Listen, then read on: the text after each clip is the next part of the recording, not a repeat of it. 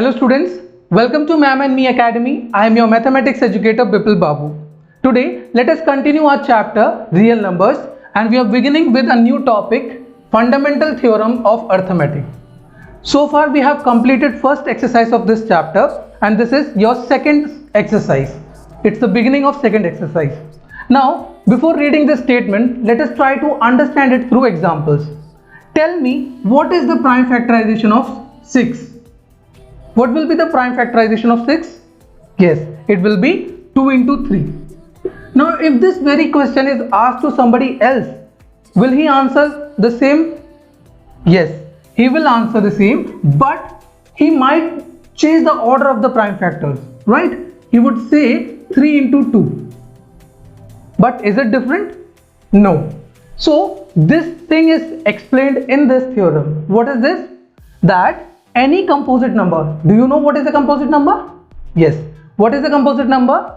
Any number which has more than 2 factors is known as what? Composite number. So any composite number can be represented as the product of its prime factors. Okay, and this representation is unique. Unique in the sense that if somebody else answers this question, he won't say that 6 is equals to 2 into 5. He won't say 6 is equals to 2 into 5, right? 6 will always be 2 into 3 anywhere. Okay, it will remain the same. That means this expression or this representation is unique. Now, what is written in this statement? Let us read it out. Every composite number, see 6 is a composite number because it has more than 2 factors, right? Can be expressed as the product of primes. Can be expressed as the product of primes. See, this is 2 is prime number and 3 is a prime number. And this factorization is unique. This factorization is unique. You cannot write 6 as 2 into 5. Okay. Apart from the order in which the prime factors occur. And the order doesn't matter. Why? See, someone can write 2 into 3 as 6 and some other person would write 3 into 2 as 6. The order doesn't matter, but the representation is unique. So this was all about your fundamental theorem of arithmetic. Now let us see some questions based upon it. For this, let me just rub this for you. Now you can see the example 5 given in your book, which says consider the numbers 4 to the power n where n is a natural number. Check whether there is any value for n for which 4 to the power n ends with digit 0. Now what is this question trying to say? 4 to the power n. There is a number 4 to the power n where n is a natural number. What is n? N here represents natural number. Now they are asking that is there any value possible for n for which after solving this expression you would get 0 as the unit place.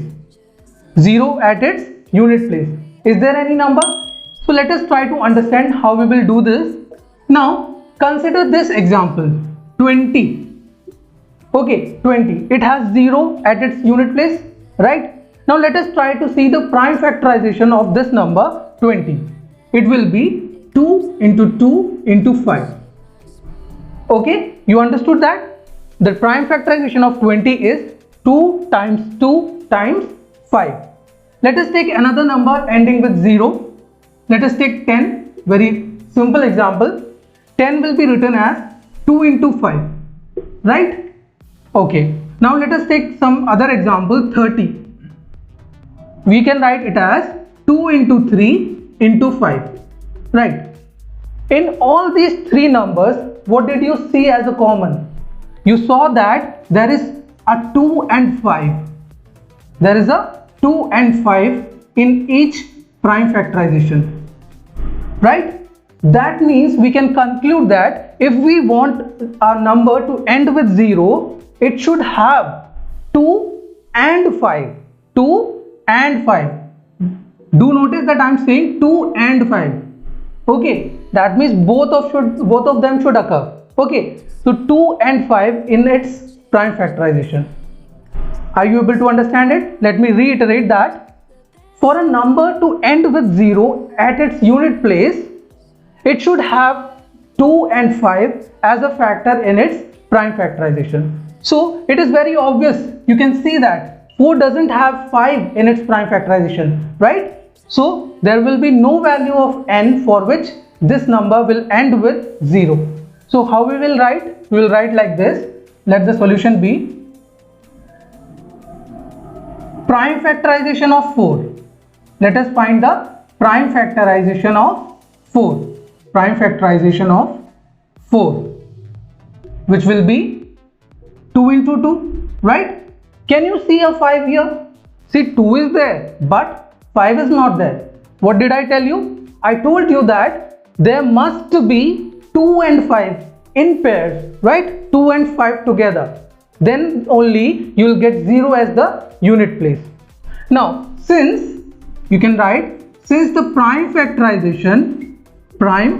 factorization of 4 does not have 5 as its factor, so, and you know that this, by theorem of our fundamental theorem of arithmetic, this expression or this representation is unique. No one can bring or introduce a new number here. Can you? No. This is fixed, 2 into 2. So we can write, and by fundamental theorem of arithmetic,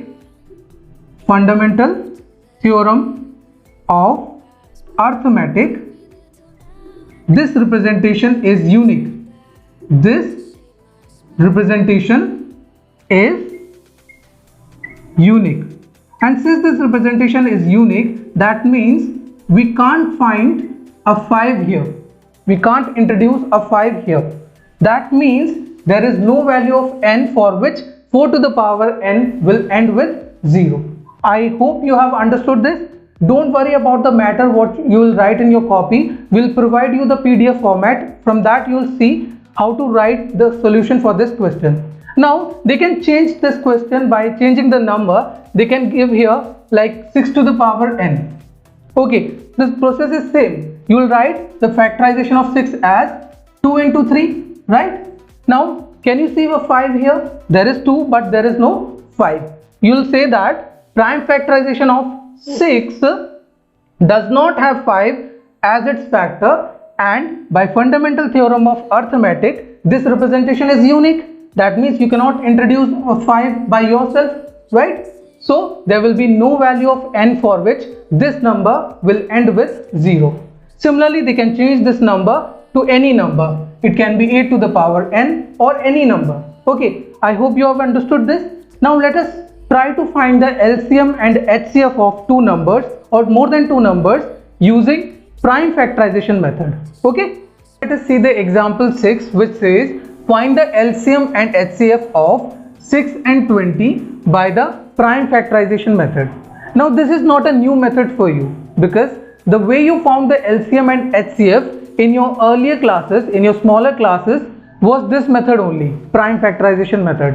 Okay, now what makes it different in 10th standard? Let us see. You will write the prime factorization of 6 as 2 into 3, right? And the prime factorization of 20 is 2 into 5, right? In your earlier classes, how did you find the HCF? You tried to encircle the common factor, right? You tried to encircle the common factor to find the HCF. But in 10th standard, you need not to encircle the common factor. Instead, you have to see the power of the common factor. Let us write these numbers in the form of powers. You can write 2 as 2 raised to the power 1 and 3 as 3 raised to the power 1. Similarly, here you can write 2 raised to the power 2 into 5 raised to the power 1. Understood? Now, what you have to do is that, let me just write it for you so that you can read it better and can find the HCF and the LCM. For LCM, what you have to do is that you have to select the common factor. So HCF will be the product of the smallest power of common factor. Okay, now what is the meaning of this statement? Product of the smallest power of the common factor. First of all, select the common factor. Yes, the common factor is 2. 2. Now what it says that it says the smallest power. What is the smallest power of 2? It is 1, right? So the HCF will be 2 raised to the power 1, which is 2 only. Okay, I hope you understood this. Now let us see how to calculate the LCM. For LCM, you have to see each factor, not the common factor, but each factor. So I'll write it here. Product of the largest power, product of the largest power of each factor. Okay, of each factor. Now here I have not written the common factor. That means you have to take 3 as well, and 5 as well, and 2 as well. Okay, now let us see product of the largest power of each factor. Now there is one factor 2. What is the maximum power of the 2? What is the largest power of 2? It is 2 to the power 2. So we will write here 2 to the power 2. And what is the highest power of 3 in the prime factorization of 6 and 20? It is 1 only, right? So you will write 3 raised to the power 1. And what is the largest power of 5? It is 1. So you will write 5 raised to the power 1. Okay, now calculate this. This is your 4. 4 5s are 20, 23s are 60. That means your LCM is 60. I hope you have understood this. Before starting the example 7, let us derive a formula based upon the LCM and HCF of two numbers. Now, in the example 6, what did you get as the HCF of 6 and 20? It was 2, right? And what was the LCM of 6 and 20? It was 60, right? Now, we can make a formula out of these two data. How? Let us see. If you multiply the HCF and the LCM, what is the product? It is 120, right?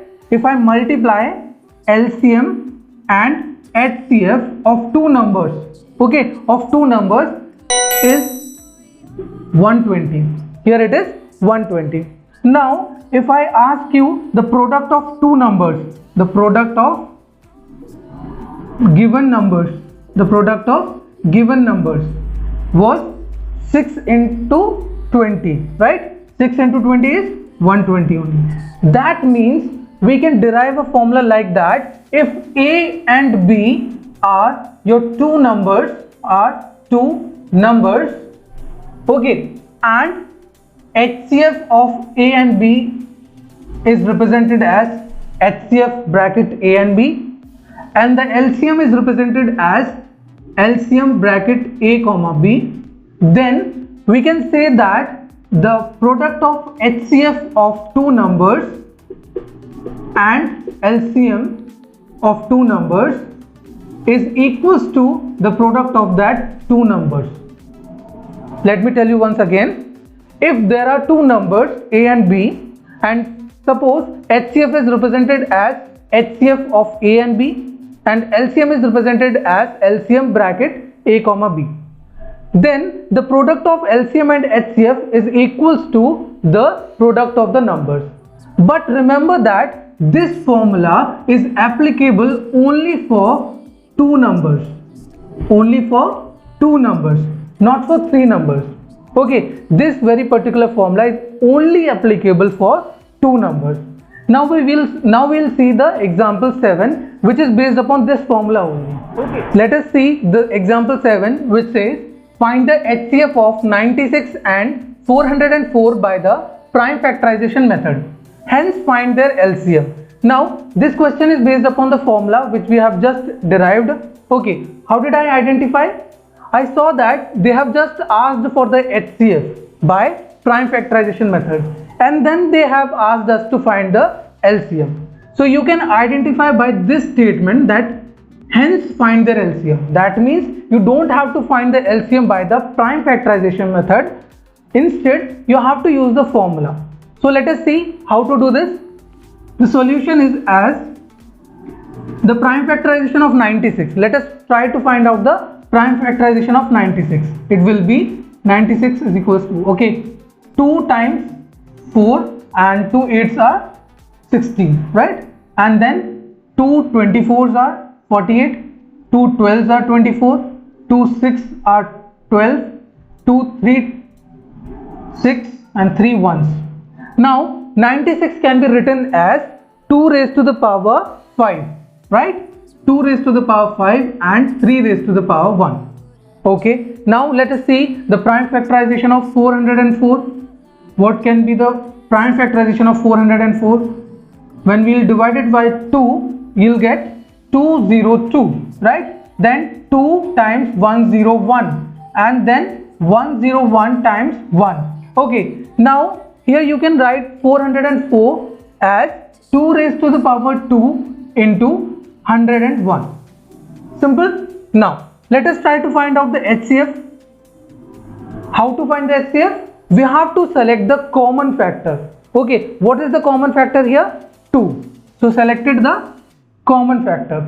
Now for HCF we have to see the lowest power, the smallest power. The smallest power is 2. Okay, so the HCF will be 2 raised to the power 2, which is 4. Okay, so 4 is your HCF. Now let us use that formula to find the LCM. The formula is, let me write the formula for you. A into B, that means the two numbers are there and their product. Then HCF of two numbers into LCM of two numbers, right?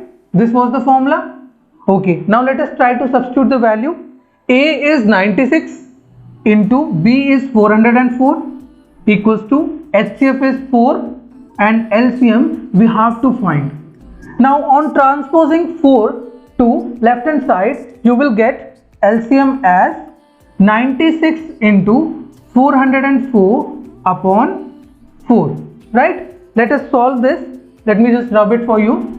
Now as you can see that 404 can be divided by 4, right? 404 can be divided by 4. So we will get LCM equals to, okay, LCM equals to, it is 101 times, right? 96 into 101. So let me just multiply it. 101 times 96, it is 96 and 96 ones 96.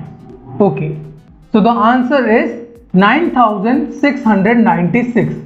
I hope you have understood this. Now let us see the example 8, which is also the similar kind of question. Now let us see the example 8, which says find the HCF and LCM of 6, 72 and 120 by using prime factorization method. Now this is similar type of question only, but they have given an extra number. Okay, now you have to find the LCM and HCF of three numbers together. Now let us begin the same way. 6 can be written as 2 into 3, right? And 72 can be written as 8 9s are 72, right? You know 8 9s are 72. 8 can be written as 2 to the power 3 and 9 can be written as 3 to the power 2. If you are not able to understand this in this way, let us try to find the prime factorization of 72. It will be 2 times 36, right? And then it will be 2 times 18, then it will be 2 times 9 and it is 3 times 3 and 3 times 1. Okay, so you can see that you can write 72 as 2 raised to the power 3, right? And 3 raised to the power 2. Similarly, you can write 120 as 120 can be written. Let us try to break the number. If you are not trying to find the factorization by this method, let us try to break 120. You can break 120 as 12 into 10. 12 can be written as 4 into 3, right?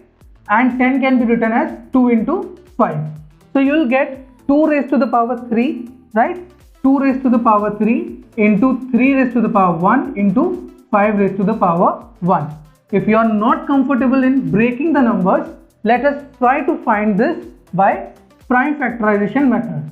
Okay, now this is 2 times 60, simple, and 2 times 30, then 2 times 15, then 3 times 5 and 5 times 1. Okay, now you can see that it is 2 raised to the power 3, 3 raised to the power 1 and 5 raised to the power 1. Now we have to find the HCF. What was the rule? You have to select the common factor. I am emphasizing on the word common. Okay, you have to see the common factor. Here 2 is there in 6, 2 is there in 72 and 2 is there in 120. That means 2 is a common factor. You have selected the common factor. Now after selecting the common factor, you have to see the smallest power of that factor. Smallest power is 1 only. Okay, so we have selected 1. Now is 3 also a common factor? Yes, 3 is there in 3 of the numbers, right? So 3 is also a common factor. Now what is the smallest power of 3? The smallest power of 3 is 1 only. So the HCF will be 6. Simple, right? Now let us try to find the LCM.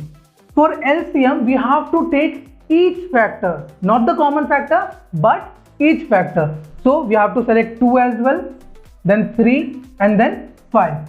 Now for LCM, we have to see the largest power. We have to see the largest power. So the largest power on 2 is 3 only. So we will put the power as 3. Now 3 has the largest power, what is the largest power of 3? It is 2. And what is the largest power of 5? That is 1. Let us try to solve this. This is 8 and this is 9 and this is 5. 8 5s are 40 and 4 9s are 36. That means 360 is the LCM. I hope you have understood how to find the LCM and HCF by using prime factorization method. That is all for today. I'll see you in the next class with exercise 1.2. Till then, if you have any doubt, you can ask me, and be safe and stay at home and study with Ma'am and Me Academy. I'm your mathematics educator Bipul Babu, signing off.